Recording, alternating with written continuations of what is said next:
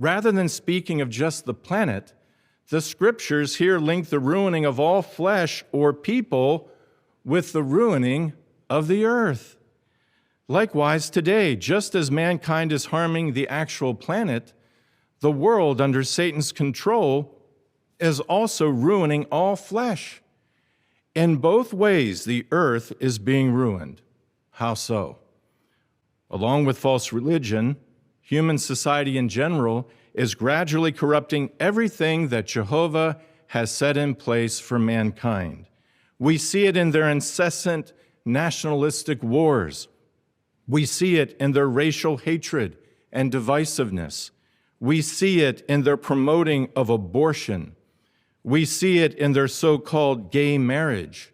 We see it in the gender blurring that the world is promoting. You don't have to be a man or a woman, they say. You can be whatever you feel like or choose to be. Really? What does Jehovah say about that? At Deuteronomy chapter 22 and verse 5, he told the nation of Israel that, quote, "A woman must not put on the clothing of a man, nor should a man wear the clothing of a woman, for anyone doing so is detestable to Jehovah your God." If that is how the Creator feels about the switching of clothing, how much more detestable he must view the world's attempts to blur the lines of gender with false labeling. Recently, the World Health Organization adjusted its view of gender. It now states that, quote, "There are many genders existing on a spectrum from male to female." It added that gender identity exists on a continuum and that sex is not limited to male or female. Again, really? Talk about an attempt to tear apart what Jehovah has made. So then even government agencies on a global scale are getting involved, and they are critical of anyone who does not adopt their warped view. Wow. Well, Kenneth Cooke would know all about organizations who are critical of anyone who doesn't adopt their warped view. Isn't that exactly what the governing body does, or the Jehovah's Witness organization does, when it comes to criticism of its warped teachings and practices and policies that damage people and tear apart families? They get to criticize people who are whistleblowers to their abuse. But if anyone voices an opinion that they don't agree with, suddenly it's wrong. And where do I even begin with the utter nonsense, let's just say it, verbal diarrhea that Kenneth Cooke has just come out with? He was normally the quiet one. He was normally the dull one. I mean, if there's a convention program or an annual meeting and Kenneth Cooke appears at the lectern, typically I would, well, not completely zone out. I'd still want to listen to what he has to say, but I wouldn't be expecting anything quite like this. This is more the sort of talk that Tony Morris would have given when he was a governing body member, or perhaps Stephen Lett, or perhaps David Splain. I didn't have Kenneth Cooke down as being capable of this sort of talk. Let's start off with abortion. Human society in general is gradually corrupting everything that Jehovah has set in place for mankind. We see it in their incessant nationalistic wars. We see it in their racial hatred and divisiveness. We see it in their promoting of abortion. The promoting of abortion. So abortion is something that is promoted. This is what we would call a straw man argument. So Kenneth Cooke is manufacturing a caricature of a position to make it easier to present a case against it. As far as I'm aware, very few people, if anyone, are actually promoting abortion. In other words, going out and saying, hey, you should all get abortions. Why don't you get pregnant just so you can have an abortion? Because having an abortion's great. I'm sure there's always going to be a very small minority of sadists who would say that sort of thing and, have mental issues, quite frankly, when it comes to, the idea of getting pregnant just to have an abortion. Never write anything off when it comes to the capacity for human evil and perversion. But that's not really what we're seeing in terms of the way or the approach that society takes to abortion, which is to say, let the woman choose if there is a situation in which the woman is unable, for whatever reason, to carry a baby to full term. That's the position of society. It's a position of allowing women the choice to have an abortion if they so choose. You can agree or disagree with that. That's probably for a whole other video, which, quite frankly, I don't have the mental capacity to make right now. But surely we can all agree that Kenneth Cooke's words and the reality of the situation are two very different things. It's one thing to promote abortion. It's another thing to promote a woman's right to an abortion if the woman feels, for whatever reason, that terrible decision needs to be made. So that's the first thing. Second thing, we have Kenneth Cooke's bizarre attack on the transgender community. We see it in the gender blurring that the world is promoting. You don't have to be a man or a woman, they say. You can be whatever you feel like or choose to be. Really? What does Jehovah say about that? At Deuteronomy chapter 22 and verse 5, he told the nation of Israel that, quote, a woman must not put on the clothing of a man, nor should a man wear the clothing of a woman, for anyone doing so is detestable to Jehovah your God. So Kenneth Cooke, governing body member, part of God's channel of communication with mankind, has a problem with trans people because, number one, really? That's apparently a mature way of approaching this incredibly sensitive topic, to just dismiss it as gender blurring, or however he puts it, and respond by saying, really? That to me does not speak of any sort of wisdom or any sort of thoughtfulness in approaching this subject. If you're just going to say, really? You're not really interested in persuading people. You are speaking to an echo chamber. You are aware that the majority of people hearing your words already agree with you, and you're therefore just saying, really, as if to anticipate the fact that your audience already agrees with you. So that was very, very tedious. And then he quotes Deuteronomy 22, verse 5, about men putting on the clothing of women or women putting on the clothing of men, and saying that this is detestable. This is really the best Kenneth Cooke has got when it comes to slamming the idea of people switching gender. This is his best argument that he can reach for.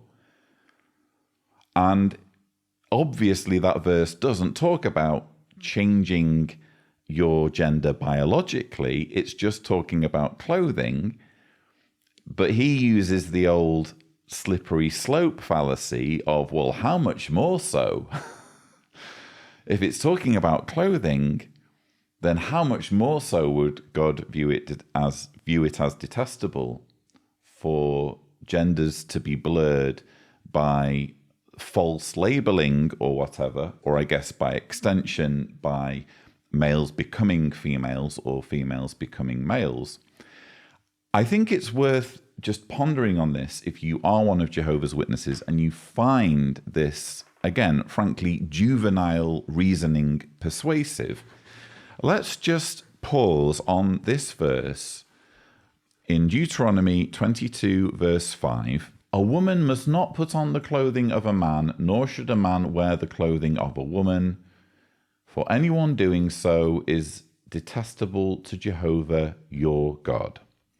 That's the verse upon which Kenneth Cooke is hanging his argument against trans people. That's the verse. For me, this is a classic example of the Jehovah's Witness obsession with sex. When it comes to sex and rules about sex and forms of sex or sexuality that are agreeable or disagreeable, this is an organization that has written mountains of material telling people what sexuality they're allowed to have, to whom they're allowed to be attracted, with whom they're allowed to have sex.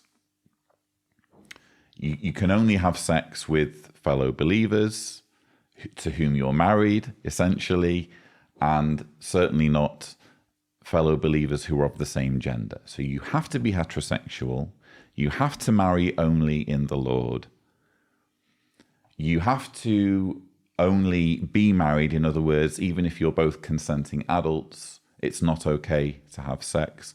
You have rule after rule after rule after rule. And recently we had a talk by David Splain in which he layered on a whole bunch of other rules to do with sex.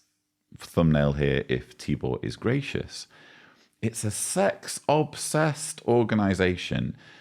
And as I've mentioned before, what happens if we compare their approach to sex with their approach to other things that are denounced in the Bible unequivocally, but which get hardly any denunciation or hardly any condemnation in the literature or in the guidance to elders, comparatively speaking.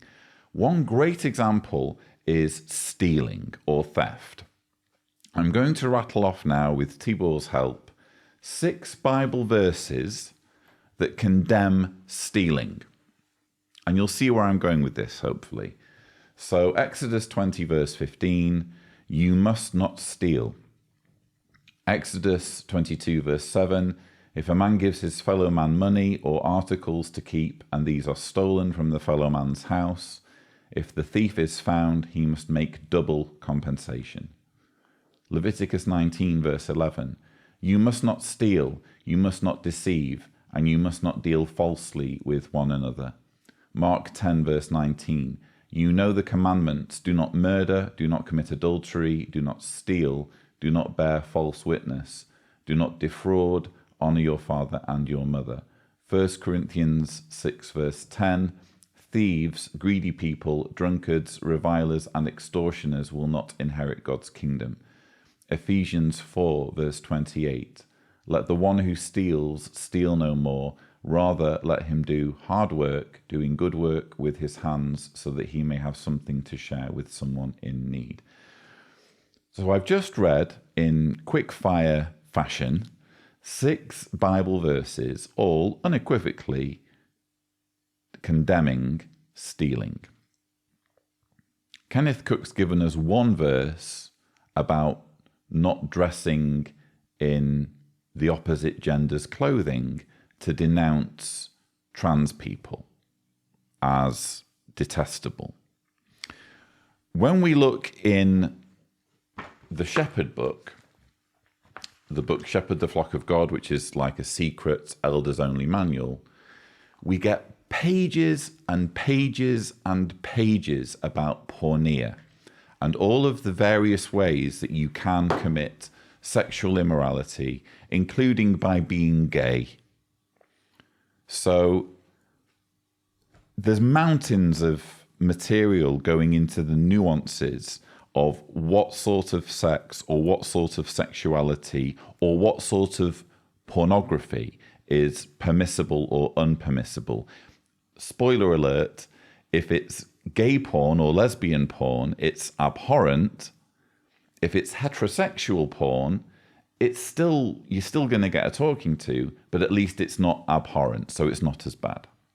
This is the detail that this book goes into when it comes to sex. Let's see what it says about stealing, shall we? Chapter 12, point 21, stealing, thievery. Though all stealing is wrong, the body of elders should use discernment in weighing the circumstances and the extent of the involvement in wrongdoing to determine whether it is a judicial matter.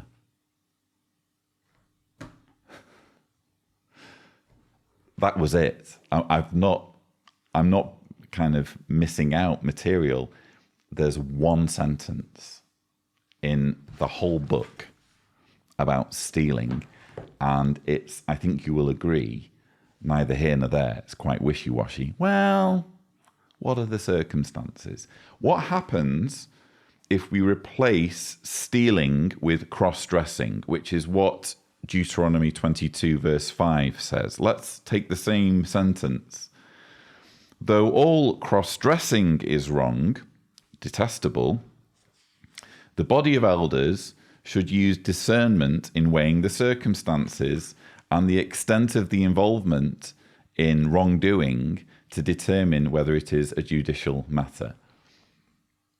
I don't think you're going to find that anytime soon, are you? You're not going to find a wishy-washy, well, what are the circumstances approach to cross-dressing or switching gender, biologically or otherwise, identifying as another sex.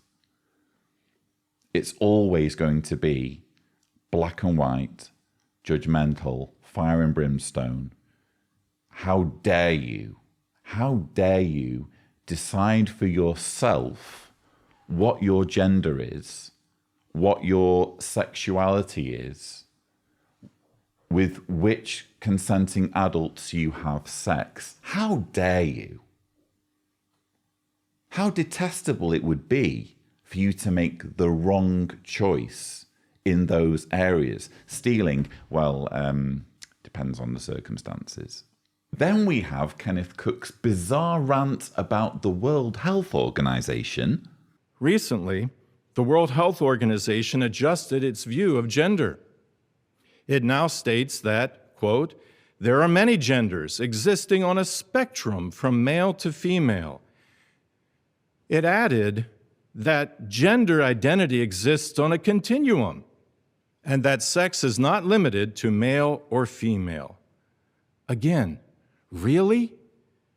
Talk about an attempt to tear apart what Jehovah has made. I don't have too much to say on this other than the obvious, namely that I will always side with the World Health Organization and the many experts who work with said organization over the incoherent, judgmental ramblings of Kenneth Cooke and his colleagues any day of the week. But it's worth just noticing that there's a double standard here.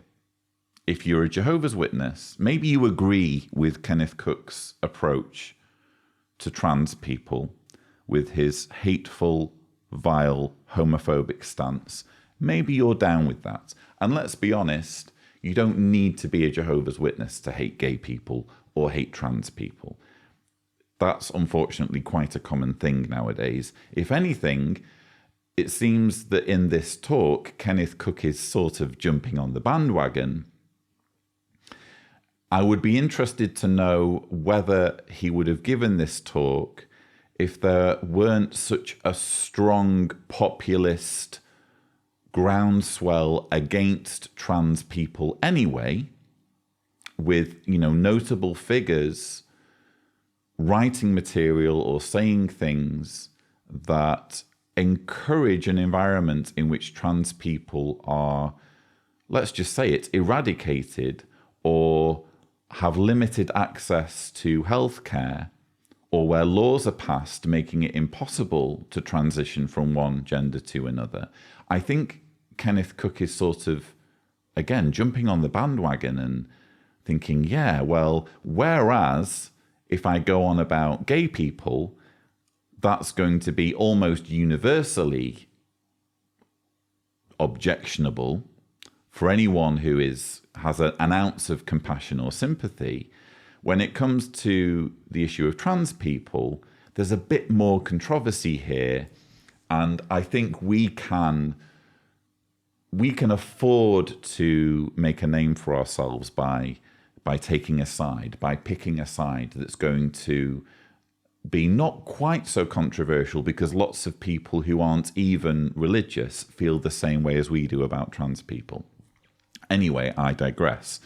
He's talking here about the World Health Organization, and he is essentially dismissing a given issue that he's talking about. All I would say is, if you are a Jehovah's Witness, even if you agree with him on this, go on Watchtower Online Library and type in brackets, World Health Organization. So in the search bar, make sure there are quotation marks, World Health Organization, and see how many times Jehovah's Witnesses in their publications cite the World Health Organization as a reliable, reputable source in making their arguments. You're going to get 5 pages. 5 pages of results showing Jehovah's Witnesses quoting from the World Health Organization when it suits them. When the World Health Organization says something that sounds a little bit apocalyptic about a certain pathogen or whatever, that sort of thing. So when it suits the governing body, they'll throw their weight behind the World Health Organization. But the moment the World Health Organization says something that they disagree with on an issue involving sex, suddenly the World Health Organization's word means nothing. And going back to marriage, Jehovah instituted the arrangement to be a permanent bond between a man and a woman. At Matthew 19, verses 4 and 5, we read how Jesus emphasized this while he was on the earth. Quoting from Genesis 2:24, he said this, "Have you not read that the one who created them from the beginning made them male and female, and said, 'For this reason a man will leave his father and his mother and will stick to his wife, and the two will be one flesh'? He made them male and female, and the two will be one flesh." Jehovah's purpose for humans is clear, but Satan's world now says that marriage can be between 2 men or 2 women. Again, really? We can be certain that promoting this corrupt view is part of Satan's attempt to ruin mankind, to make them so abhorrent to Jehovah that he would abandon humans and his purpose for mankind in the earth. But that will never happen. God's purpose for mankind and their home will be fulfilled. Well, you'll be pleased to know that's the worst of it. This is as bad as it gets in Kenneth Cooke's disgusting talk, "The Earth That Will Endure Forever." A parting shot there at gay people in general and the concept of gay marriage, and Kenneth Cooke invoking Adam and Eve. His argument amounts to, well, in the beginning, it was Adam and Eve. It wasn't Adam and Steve. That's essentially his argument. That's how simplistic and childlike God's mouthpiece or God's channel is. To simply say, well, does it make sense biologically, Is this what we see in the Garden of Eden? No. So how on earth can you have gay marriage? To think we used to look up to people like Kenneth Cooke, I say we, Jehovah's Witnesses and former Jehovah's Witnesses, we used to think that this was cutting edge thinking. This was really profound wisdom and thoughtfulness to be making these sorts of arguments. But what you find is, if you have any sort of awareness of what people in other or leaders in other fundamentalist Christian groups are saying, what you notice is this is what they're all saying. They're all making these sorts of arguments, all of which completely overlook the glaringly obvious fact that sexuality is something that is part of you, and it's something that you're born with. People don't choose to be gay. They just are. They are more attracted to the same gender than they are to the opposite gender. In some cases, not remotely attracted to the opposite gender and only attracted to the same gender. And we can say the same thing when it comes to trans people. There is such a thing as gender dysphoria. In fact, there's an entire page on the NHS website. For those of you in America, NHS stands for National Health Service. This is essentially a government website talking about reliable sources, with an overview. Maybe Tibor can show, if he's gracious, the page. Gender dysphoria is a term that describes a sense of unease that a person may have because of a mismatch between their biological sex and their gender identity. This sense of unease or dissatisfaction may be so intense it can lead to depression and anxiety and have a harmful impact on life. It's a real thing where people, for whatever reason, are not comfortable in their bodies when it comes to their gender. And while biologically transitioning isn't always going to be the answer, in many cases it is.